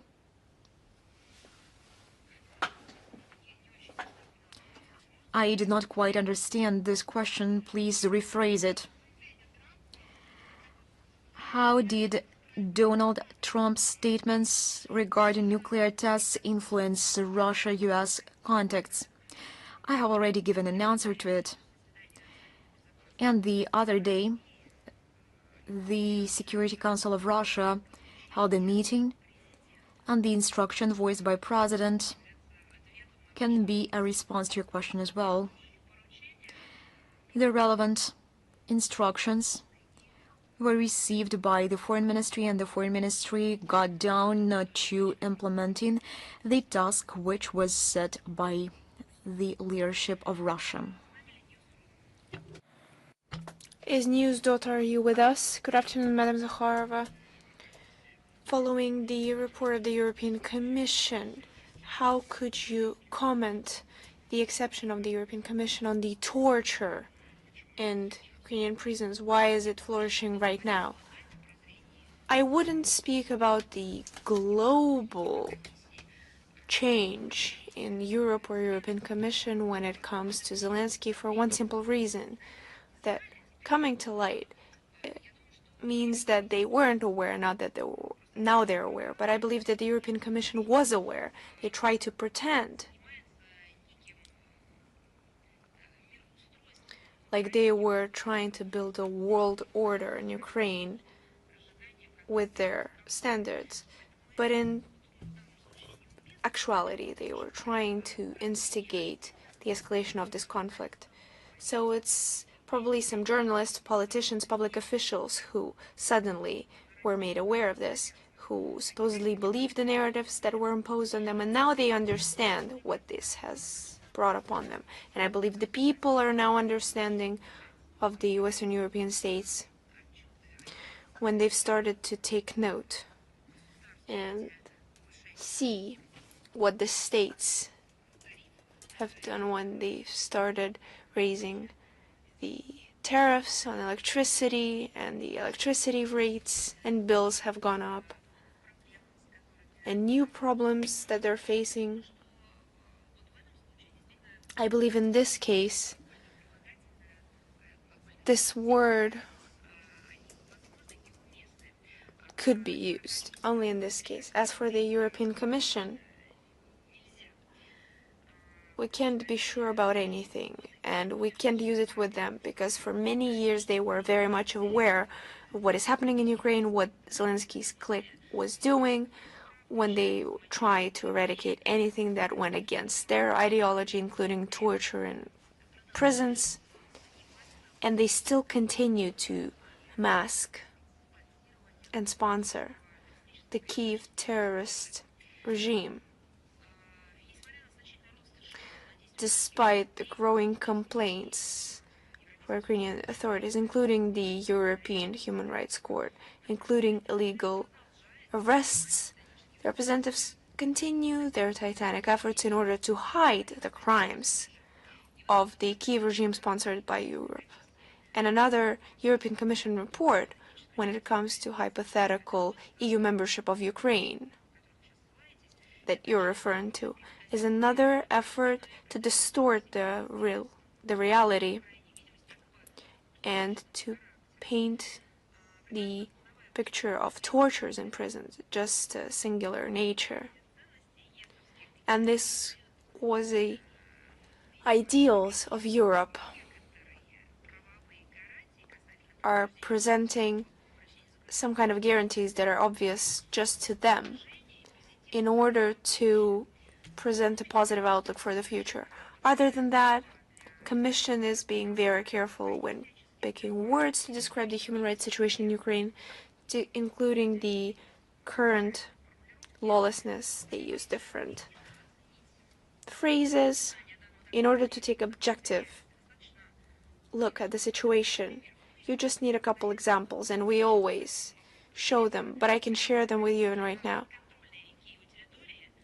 The European Commission, according to them, in Ukraine, there are rare violations, such as threats, when it comes to religious matters. So, how could they possibly have said that?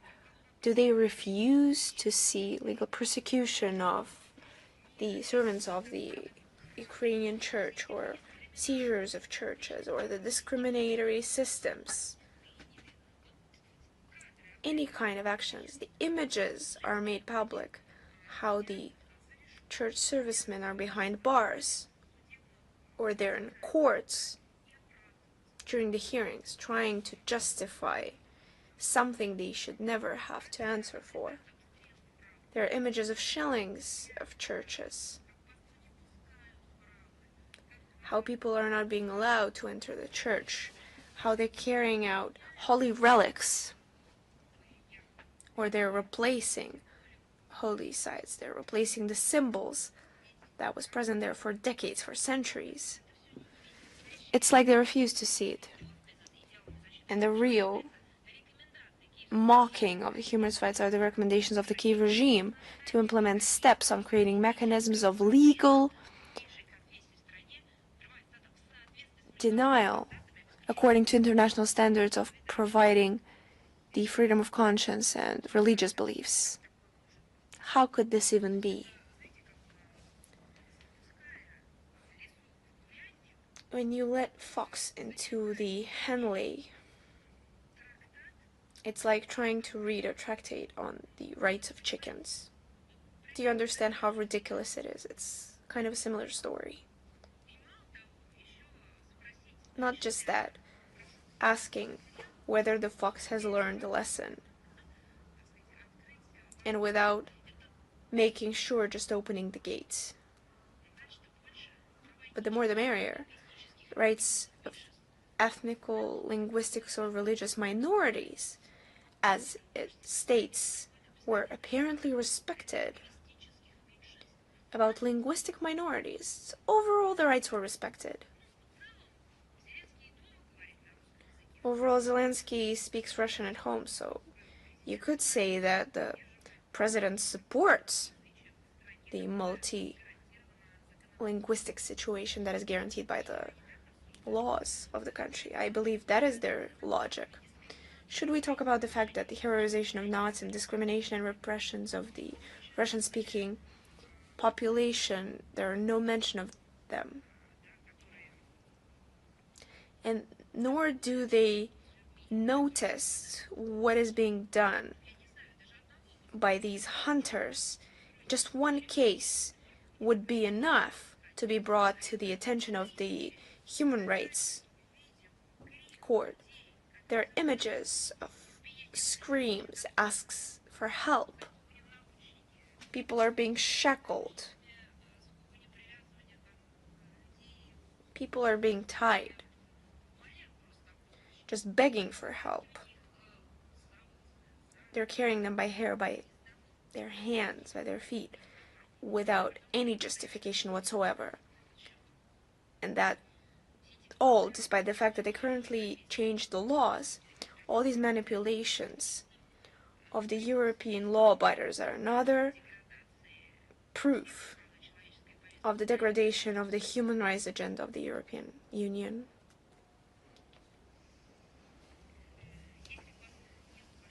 If you have no further questions, thank you. Moving on. Is Bolt News with us? Yes, good afternoon, Madam Zakharova. Thank you so much for a chance to ask the question. The Baltic states Russian media are systematically blocked and citizens are deprived of the opportunity to study alternative information. Can we say that it is Latvia, Lithuania, and Estonia that are flagships among Western countries? How should Russia fight this issue? Latvia, Lithuania, and Estonia are among the enemy states of Russia who try to follow the course to aggravate the offense against our country. They try to cleanse their space of any Russian information resources. They not only censor our media, but also independent media, tighten repression against free-thinking journalists. Even sympathy for Russia is now a criminal offense. Anti-Russian propaganda is flourishing, and part of which is the so-called cancellation of the Russian language and culture. You see the terms that they're using. And yes, this is a flagrant process of trying to turn these countries into police regimes of the neo-Nazi kind. The proof of that is the total Russophobia. Thank you so much. Thank you. Is Al-Mayadin with us? Madam Zakharova, good afternoon. The Lebanese mass media had information that the Russian Foreign Ministry, that Russia allegedly warned Lebanon about possible threats from Israel. How would you assess this information? I cannot assess it because I wasn't made aware of it. I am aware of many speculations, but I don't consider it necessary to comment on that. Russia's maintains contact both with Israeli officials and the Lebanese officials, and during these contacts we discussed the difficult situation on the border between these countries and other issues. And of course we're very concerned that there are more and more reports of the violations of Israel, of the ceasefire agreements that entered into force in November 2024. And we have presented our principal position of avoiding any steps that could lead to the escalation of violence, a new resurgence of the conflict, and when maintaining contacts with our regional authorities, we will continue contributing efforts towards the long-standing, sustainable stabilization in Israel, Lebanon, and Middle East as a whole. Thank you. Thank you. Is Newsfront with us? Yes. Good afternoon, Madam Zakharova. Just one question. How could you contact on the plans of the German concern Rheinmetall to build a large gunpowder and ammunition plant in Bulgaria? I believe everyone saw how on October 28th in Sofia, in the presence of the top political leadership of Bulgaria, a contract was signed between the state military industrial enterprise Wazovsky Machinery Zavod and the German concern Rheinmetall on the construction of the largest gunpowder and ammunition plant on the Bulgarian territory. This is yet another act on shifting European economies to a war footing. Can you imagine? Earlier, our citizens would align Sopot with culture, with songs, with competitions, right? There was a competition in Sopot, a festival that was held there. Now the city, for our country, will have a different association and far from music.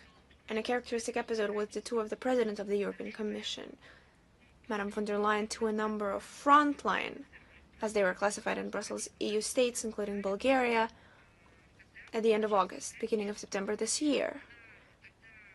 At the time, she unequivocally demanded an increase in military spending and an expansion of military technical production. Of course, for a clear goal, the confrontation with Russia, which has long turned into an obsession or a mania for Euro bureaucrats. And it was a convenient way to hide the disastrous results of economic and social policy, the inability to get to grips with solving systematic problems at home.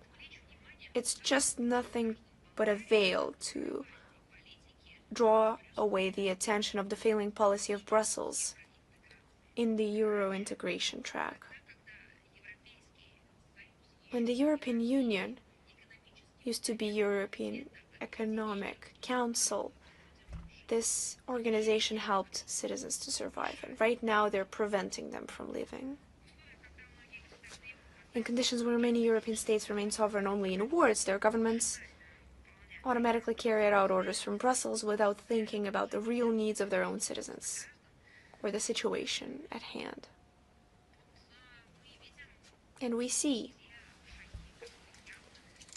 the steps that lead the situation to the brink of failure.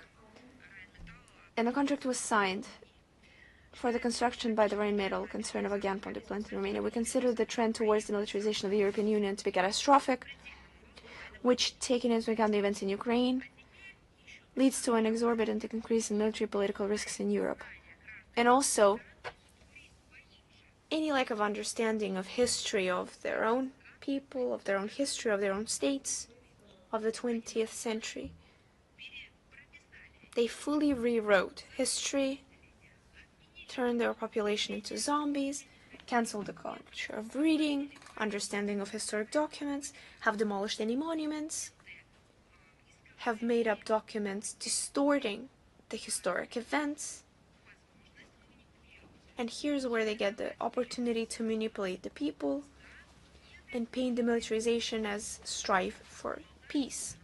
Ordinary Bulgarians, despite the policy of the authorities, for the most part soberly assess the situation, are by no means eager for their country to be turned into a frontline state. I'd like to reiterate, this is the term that has been imposed by Brussels. Patriotic forces in Bulgaria are protesting against placement of new arms systems, and they are emphasizing that this will no longer improve the unfavorable economic situation. However, Bulgarian people have a good historical memory. Western advisors have more than once drawn them into military misadventures that turned into great trouble, as I have already said, and the example of the 20th century, the 30s and the 40s should never be forgotten. And despite the irresponsible behavior of politicians, the Bulgarian people, with their inherent common sense and love of freedom, I believe, and the respect for the true interests of their homeland, and well-being and prosperity of Bulgaria were won and were achieved at a heavy cost. They paid a high price for that, and that is why should they now be succumb to the lies carried out by someone? Rudolph, are you with us? Maria Zakharova. I have three questions. My first question is, Kurdistan Workers' Party have withdrawn their fighters from Turkey to Kurdistan region in northern of Iraq. How does Russia see this step for forwarding peace process in Turkey?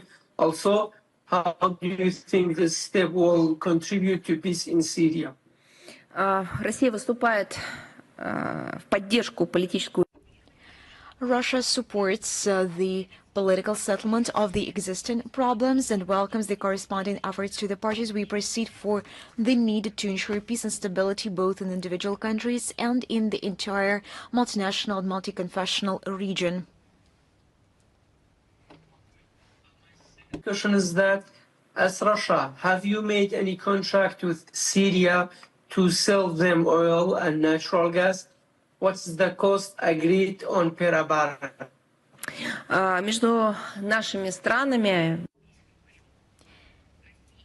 Between our states, if we speak about Russia and Syria, we have official contacts at all levels, and we are satisfied that they have recently acquired an intensive character during the talks held on October 15th of this year in Moscow between the President of the Russian Federation and the President of Syria. A mutual intention was confirmed to restart the entire complex of bilateral ties in the new conditions, including the activation of the work of the Permanent Russian-Syrian Commission on Trade, Economic and Scientific Technical Cooperation. The dialogue between Russia and Syria continues its agenda. And I would like to say the agenda covers a wide range of issues of bilateral cooperation, including in the oil and gas sector. Specific parameters, in particular financial aspects, are discussed through the channels of relevant agencies and experts. Last question is that we are going to have a parliamentary election in Iraq on November 11th. How do you see Iraq and forming a strong government? предстоящие 11 ноября очередные The upcoming regular parliamentary elections in Iraq on November 11 are an important stage in the political life of this country, and this is exactly how the Iraqis themselves assess them.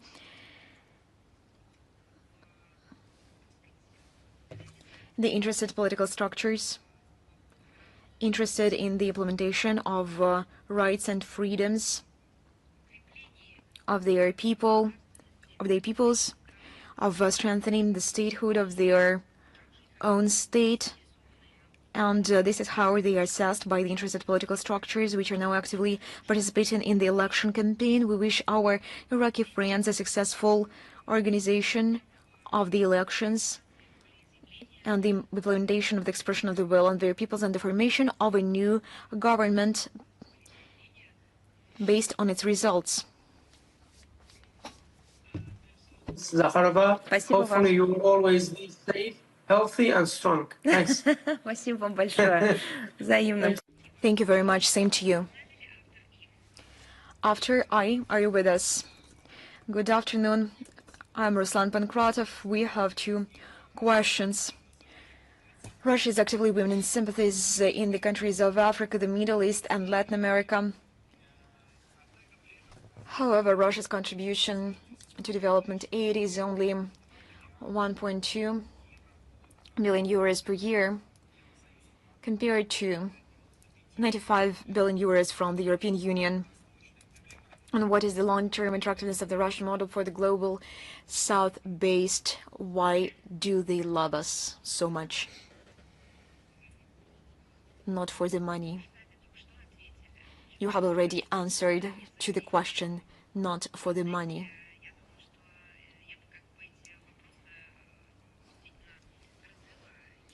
I would like to separate those two questions. There exists love. Love can be demonstrated in different ways. But we know that what love for convenience, love for money is called. So let us not put these two things together, love and money. Let us separate those two. We are not going to hurt the feelings based on a quite complicated history. I mean, the countries of the global majority, the global South. Different political terms are used here. I do ask you, please, when it comes to these sensitive matters, do separate them. There certainly will be someone who will happy to have upon the word game.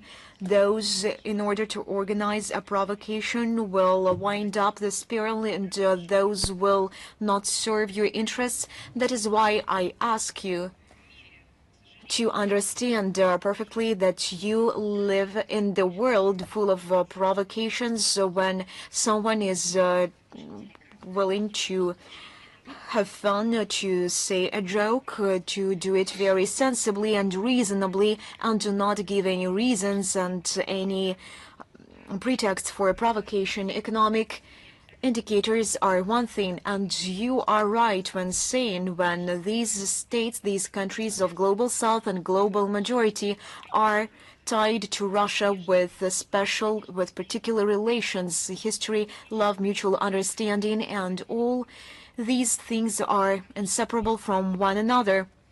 Without knowing history, no one can truly understand each other. No one can reach the understanding which would be profound and genuine. Without understanding, no one can never speak of true and deep love. Let us remember that the countries that you mentioned, they are our natural allies when it comes to defending our social, cultural, civilization aspects. We are not united at this particular stage of history, but we are united because we have been fighting for these very values for a long time. We have tried different things, and we were proposed to try different things, and that is why we realize that there are true values and there are quasi-values. Those countries are committed to democratizing international life. They seek cultural and civilizational development. We are united by the thing that we do not accept dictatorship, enslavement, the rejection of modern practices of neocolonialism, be that done directly when people are sold on slave markets, or be that new technological reality or new technological case when it comes to enslavement of people via new technologies and attempts to impose the so-called technological progress, and under this pretext, individuals are being tied by obligations and being put into direct dependency without equal access to new technologies and with no regard to the particular aspects of our historical development. We are united by the fact that we do not accept this. This is all based on our historical past and our mutual support. We do see huge potential for expanding interaction with the states of the global south, in particular with those who, like us, are subjected to systematic pressure from states with unfriendly governments. So for us, when it comes to practical cooperation, it is trade, finance, high technologies, security. You were right in saying when someone is proposing something bigger, but for us, equality is important. Take a look at investment, take a look at the aid which is being offered by the West, and quite often it comes back through this diverse structure and system of funds and companies. They allocate funds, but eventually these are Western companies and enterprises who benefit from that. And this enriches the Western countries and not the peoples living and residing on particular territories of the region you have mentioned. Also, I would like to remind you that behind political term global majority and the global south, this is not mere a wording, this is not a monolithic community which is constituent of some particular titles and names. Those states are not homogeneous in political, economic, social, cultural, and civilizational aspects. This is a life fabric of contacts, developments, and to my mind, to conclude, our country is linked with most of those states by the desire to make independent domestic and foreign policy decisions, as well as support for the formation of a multipolar world order. The logic of exceptionalism, of selectiveness, is alien to us. Not in the form of ideals everyone should seek, but in the form of central philosophy for some particular states. We do not merely understand this. No, we do understand this, but this is foreign to us. We alienate ourselves from this logic. But we should not be separated from the global majority. We are a part of it. Thank you very much. My second question. Trump's statement in January 2025 about his intention to seize Greenland has returned the Arctic to the center of rivalry. How can the risks of militarization of the Arctic be assessed? Is the region turning into a new theater of the Cold War? I would not comment on those statements at this point. Those statements were made by Trump, indeed, but they were made almost 1 year ago. I would focus instead not on the public part of the discussion, but on the realities, and would analyze the NATO activities in the region. The strategic importance of the Arctic literally continues to grow steadily. At the representation of Western countries, the region, once distinguished by a special spirit of peaceful, constructive cooperation, is seen a rise in military political tension, and dangerous prerequisites are being formed for the intensification of rivalry. Even there, just look, under the pretext of countering mythical threats from the East. And now we are speaking about the Arctic. The US and NATO continue to follow a course of active militarization of the Arctic, strengthening their offensive potential. The European Union is adopting ever new packages of illegitimate anti-Russian sanctions, creating additional obstacles to the development of the Russian Arctic and international cooperation in the North as a whole. The entry of Finland and Sweden into the North Atlantic Alliance has resulted into an additional escalation of the situation. NATO is actively using the territory of the Arctic member states to increase the number of coalition forces and the intensity of combat training activities, adapting civilian transport infrastructure for military use. I would like to emphasize this: for military use, deploying additional intelligence assets, allocating over $300 billion for the needs until 2034. This year alone, including in the immediate vicinity of Russia's borders, about 10 large-scale NATO maneuvers have been conducted in the region, including the annual nuclear deterrence exercises Statpas Noon 25 held this past October. This is not the matter of separate individual statements based on emotions or a political position. This should be analyzed as a whole. What infrastructure, what philosophy has been underpinning this very logic? The value of the Arctic for the Russian Federation can hardly be overestimated. Our country has never threatened anyone in the Arctic. It remains committed to international law, to the search for political, diplomatic solutions for all emerging issues, including in the high latitudes.